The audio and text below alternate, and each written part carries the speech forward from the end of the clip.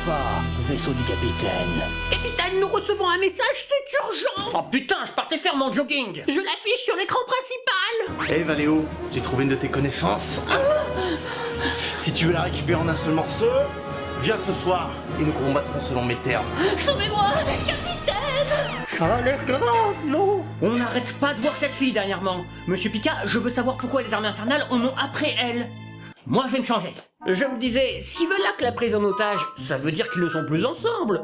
Et donc que... Oubliez, monsieur Pika, c'est à sens unique. Oui, bien sûr. Allons botter des culs. Bien, je suis prêt à partir sur Terre. Capitaine, il semble que Gwendoline soit ingénieure en armement. Quoi? Ben apparemment, elle dirige une équipe qui est chargée de créer des nouveaux missiles pour nos destroyers spatiaux. Ouais, je comprends que l'Empire soit après elle. Ils veulent nous empêcher de rattraper notre retard technologique. Enfin, on a toujours l'alliance avec Elysion. Non, si l'Empire se limite à armer de simples pirates, alors Elysion n'interviendra pas. Et vu la gueule de notre flotte, on serait incapable de protéger les colonies les plus loin de la Terre. Ah mince, j'avais pas du tout vu les choses comme ça. Et je ne vois pas pourquoi Valak vient me faire tomber sa couverture. Et pour me provoquer en duel en plus. Je crois que c'est à cause de la flotte que vous leur avez détruite il y a quelques mois. Ah maintenant, ils ont l'air déterminés à vous tuer. Ils me trouvent plus menaçant qu'une arme high-tech. C'est assez flatteur. Mais prenez pas la grosse tête. Bien, préparez ma navette, je vais sur Terre. Et continuez à traquer ma position, au cas où ça se passerait mal. Monsieur Pika, je vous laisse le commandement. Terre, capitale de la Fédération. Bien Valéo, décidons qui va commencer. Pile, je commence. Face, c'est toi. Mais qu'est-ce qu'ils font? Ils règlent leur compte à Magic, un jeu de cartes où chaque adversaire invoque des monstres afin d'attaquer son adversaire et de lui faire perdre ses 20 points de vie. Bien, je commence. Comme je commence, je ne tire pas de carte ce tour-ci. Je pose une plaine. Ensuite, je l'engage afin de générer un mana blanc, qui me permet de poser la maîtresse de glaive Oriok. Il semble que le capitaine joue la couleur blanche. La couleur blanche? Oui, il y a 5 couleurs dans Magic, représentant des façons de jouer différentes. Et le blanc est l'une d'entre elles. Elle est plus orientée sur la protection. Et je termine mon tour. À toi, Valak. Je pose un marais en jeu et je l'engage afin d'obtenir un mana noir. Et j'invoque le bouffeur de charogne. C'est bien un membre des armées infernales. Il joue noir. Tout le monde s'est transformé en expert des cartes ou quoi? Tu joues noir à présent? Qu'est-ce que ça veut dire? Le noir est la plus puissante des couleurs. Je l'ai réalisé. Mais revenons au match. Ma créature ayant le mal d'invocation, je ne peux pas encore attaquer. À ton tour. Je pose une plaine et j'invoque le manteau de paradis qui me coûte 0 mana. J'engage une plaine qui me donne 1 mana et j'utilise ce mana pour équiper le manteau de paradis sur ma maîtresse de glaive Oriok. Une fois équipée, ma maîtresse de glaive gagne 1 point en attaque et 1 point en défense, ce qui en fait une 2-2. Tu vas donc m'attaquer. Il se trouve que le manteau de paradis donne à une créature la capacité de s'engager afin de gagner 1 mana. Mais une créature engagée ne peut plus bloquer. Si le capitaine engage sa maîtresse de glaive, alors il ne pourra pas se défendre face au bouffeur de charogne de Valak. J'engage donc ma maîtresse de glaive, et avec la plaine que je viens de poser, j'invoque la gardantre Léona, ayant 1 point en attaque et 3 points en défense. Grâce à cette créature, le capitaine dispose d'une solide défense. La gardantre peut bloquer le bouffeur de charogne sans être détruite. Et elle dispose d'assez de points d'attaque pour le vaincre. Bien, à toi Valak. Je pose un marais supplémentaire et j'invoque le berger de la putrinité. Un 12e zombie. Cela ne peut pas être coïncidence. Valak joue bien un deck zombie. Les zombies sont réputés pour être infatigables. Que cache ce deck? Bien, à toi. Il ne fait rien. Parfait, à mon tour. Je pose une plaine supplémentaire, et pour 2 mana, j'invoque le forge-acier Oriok. Coucou. Encore une créature de type soldat? Je crois que je vois comment est fait ton deck. Oh, crois-moi, tu n'as encore rien vu. Pour 1 mana supplémentaire, j'invoque le Syndos, donnant 2 points en attaque à la créature équipée. Et pour encore 1 mana, j'invoque le Cimeterre Léonin, donnant 1 point en attaque et 1 point en défense. Comme d'habitude, le capitaine n'hésite pas sur le nombre d'armes. Mais il n'y a plus de mana pour équiper tous ses équipements. Tu ouvres une armurerie, mais s'ils ne sont pas tenus, ces équipements ne sont que des bibelots de luxe et tu n'as plus de mana. Oh, mais c'est sans compter sur la capacité de mon forge-acier. Il réduit les coûts d'équipement de 1 mana. Quoi? Et le coût d'équipement du Syndos, du Cimeterre et du Manteau de Paradis sont de 1. Ce qui fait que je peux les équiper gratuitement. Ah, À présent, j'équipe le manteau de paradis sur le forge-acier, qui a aussi la capacité de donner 1 point en attaque et 1 point en défense à tous les soldats une fois qu'il est lui-même équipé.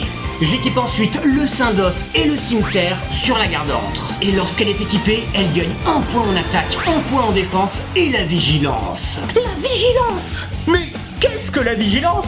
Ça permet à une créature d'attaquer sans s'engager. Grâce à ça, elle peut encore être utilisée en défense lors du tour de l'adversaire. C'est une capacité assez commune dans les jeux blancs, qui sont très orientés sur la défense. Ma gardantre est à présent une 6-6. Attaque donc Valak! Bien, je choisis de ne pas bloquer ton attaque. Parfait. À toi, gardantre! Attaque directement ses points de vie! Oh, vous avez vu Monsieur Picard? Le capitaine est en train de gagner. Oui, mais Valak ne semble pas être inquiété plus que ça. Est-ce que c'est du bluff? Ou est-ce qu'il y a vraiment un truc? Bien, à moi. Je pose un marais, et pour 3 manas, j'invoque le Seigneur des Morts-Vivants. Grâce à lui, tous mes zombies gagnent 1 en attaque et 1 en défense. Les zombies sont devenus tous plus forts d'un coup. Malgré ça, ils sont loin de représenter une menace pour le capitaine. À toi, Valéo. Bien, je ne sais pas ce que tu prépares, mais ne compte pas sur moi pour t'épargner. J'équipe ma maîtresse de glaive avec le cimeterre léonin, et elle attaque avec ma gardantre. Valak va sûrement être obligé de bloquer avec une de ses créatures. Son armée de zombies va enfin commencer à être entamée. Je ne bloque pas. Quoi? Tu es sûr? Mes créatures ont une force combinée de 9. Si tu ne bloques pas, tu auras perdu la majorité de tes points de vie. Que veux-tu? Je suis un sentimental. Je tiens mes petits zombies. Très bien, maîtresse de glaive, gardantre, attaquez directement les points de vie de Valak. Il n'est plus qu'à 5 points de vie. La victoire est proche. Bien, à moi. Je pose un marais, et pour 4 manas, j'invoque le chef de guerre mort-vivant. Quelle abomination! Le chef de guerre mort-vivant donne 2 en attaque, 1 en défense à chaque zombie, lui inclus. Tu vois, c'est ça la puissance implacable des morts-vivants. C'est ça le vrai pouvoir. Mais je t'en prie, à toi. Toujours pas d'attaque. Bien à mon tour, je pose une plaine et j'attaque de nouveau avec la gardantre léonin et la maîtresse de glaive Oriok. Cette fois, si tu ne bloques pas Valak, tu as perdu. Valak va bloquer la gardantre avec le berger de la putridité. Même si tes zombies sont puissants, en 1 contre 1, il ne faut pas le poids face à des soldats disciplinés et équipés. Mais qui a dit que j'allais les laisser combattre? Grâce à la capacité du bouffeur de charogne, je sacrifie le berger de la putridité. Et j'ajoute un marqueur +1/+1 sur le bouffeur. Ainsi, le bouffeur de charogne a gagné 1 en attaque et 1 en défense. Définitivement. Peut-être, mais tu n'as pas bloqué ma maîtresse de glaive Oriok. Valak n'est plus qu'à 1 point de vie. La moindre attaque du capitaine qui passe. Et c'est la fin de la partie. Bien, à moi.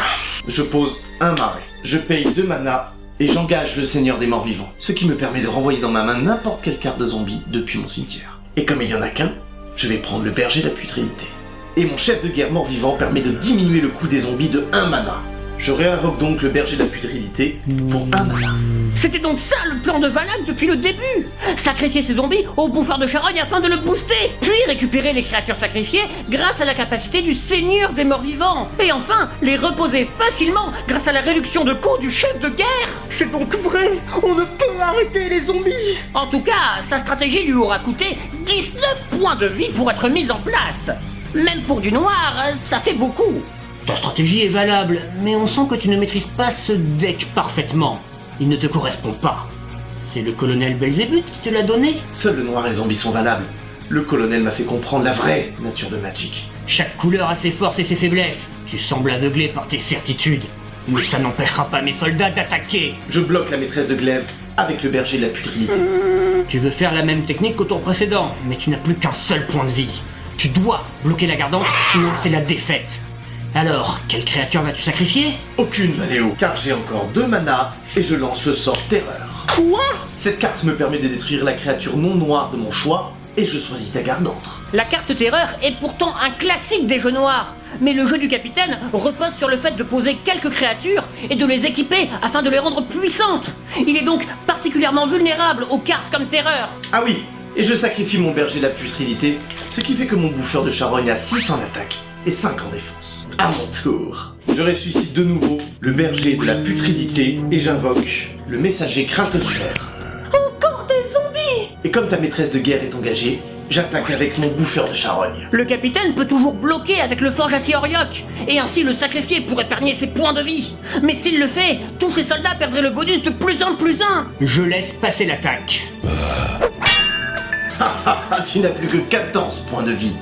Tu croyais que je ne maîtrisais pas ce jeu? À mon tour, pour 1 mana, j'invoque l'armure de Guivre cendré. Et comme son coût d'équipement est réduit, pour seulement 2 mana, je l'équipe sur la maîtresse de glaive, ce qui lui rajoute 6 points en défense. De plus, j'équipe également le Syndos dessus, ce qui lui donne 6 points d'attaque et 10 points de défense. Avec ça, aucune attaque ne pourra passer. Je garde ma maîtresse de glaive en défense. À toi, Valak. Bien. Je pose un marais, et pour 3 mana, j'invoque celui qui n'a pas d'âme. Une créature dont la force et la défense sont égales à la somme des zombies présents dans le jeu et dans les cimetières. Valak dispose à présent de créatures très puissantes. Dès le tour prochain, il pourra attaquer avec le bouffeur de charogne et celui qui n'a pas d'âme. La maîtresse de glaive ne pourra pas arrêter les deux.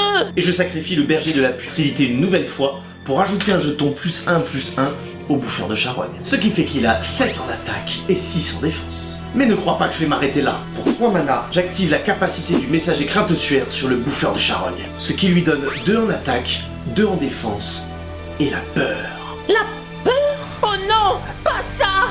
À présent, seules les créatures noires peuvent bloquer mon bouffeur de charogne. Putain, ça va être dur. Oui, Valéo, tu aurais dû lire les règles inscrites sur les cartes. À présent, j'attaque avec le bouffeur de charogne et tu ne peux même pas me bloquer. Oh non, capitaine! Tu vois, Valéo, si tu avais eu un jeu noir, tu aurais pu bloquer cette attaque. C'est pourquoi c'est la couleur la plus puissante. Et tu n'es plus qu'à 5 points de vie. Au tour prochain, j'ai gagné. Bien, à moi. Pose une plaine. Tu as tiré un terrain, quel manque de chance. À toi, Valak. J'aurais préféré gagner autrement, mais ne compte pas sur moi pour avoir pitié. Je ressuscite une nouvelle fois mon berger de la putrilité, et j'attaque avec mon bouffeur de charogne. Oh, monsieur Picard, il faut l'arrêter. Est-ce la fin? C'est terminé, Valéo. Pas si vite. Je paie 4 mana et je lance le sort Punition. Il me permet de détruire la créature attaquante ciblée et de gagner autant de points de vie qu'elle a de force. Ton bouffeur de charogne avait 9 points d'attaque, je remonte donc à 14 points de vie. Impossible! À mon tour, pour 4 mana, j'invoque l'arbitre silencieux. Grâce à lui, un seul monstre peut attaquer chaque tour. Et un seul monstre peut bloquer. Valak ne pourra pas faire attaquer tous ces monstres en même temps. Le capitaine gagne un temps précieux grâce à son arbitre. Avec le mana qui me reste, j'équipe l'arbitre silencieux de tous mes équipements, dont le manteau de paradis, car il est plus classe comme ça. À mon tour, je pose un marais et j'utilise la capacité du messager crainte-suaire sur celui qui n'a pas d'âme. À présent, tu es face à une créature qui a 10 en attaque et la peur.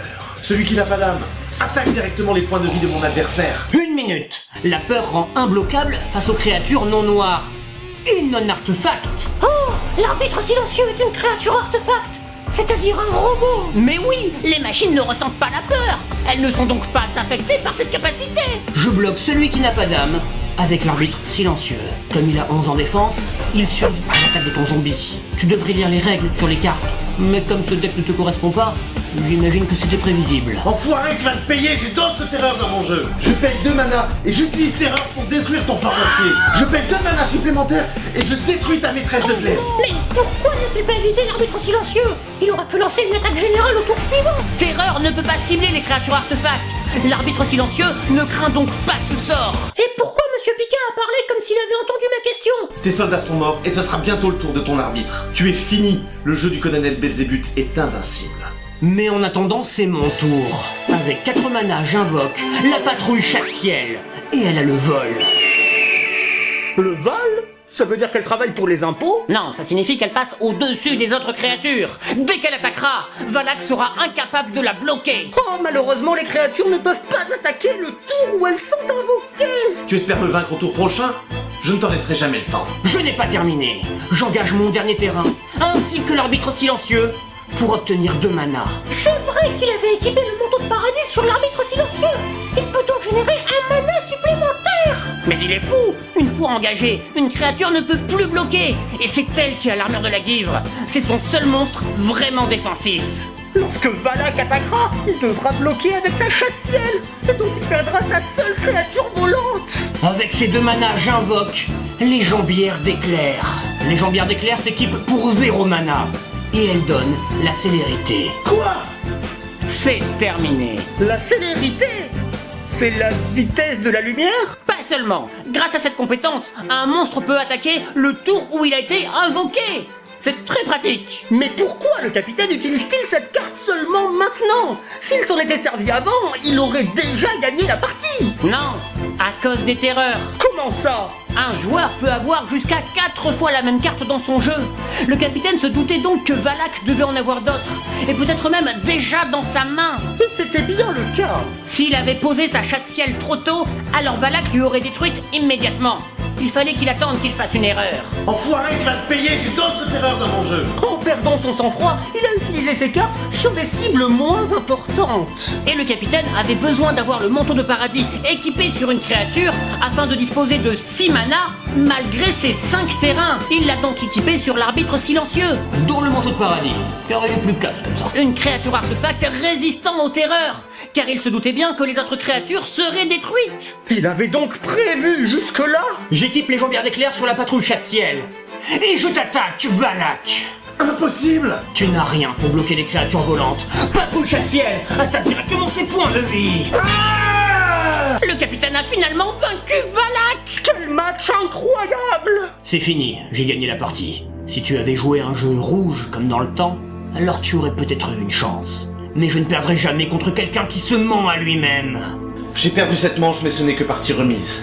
Les armées infernales n'ont pas joué toutes leurs cartes. Bravo capitaine, vous avez vaincu Valak. Oui, et j'ai empêché le sabotage de notre nouveau missile. Grâce à une partie de cartes en plus. Heureusement qu'il n'a pas utilisé son pistolet. Ouais. Oui, Valéo a failli perdre face à un deck que j'ai construit en à peine 5 minutes. Il ne représente aucun danger face à mon vrai deck.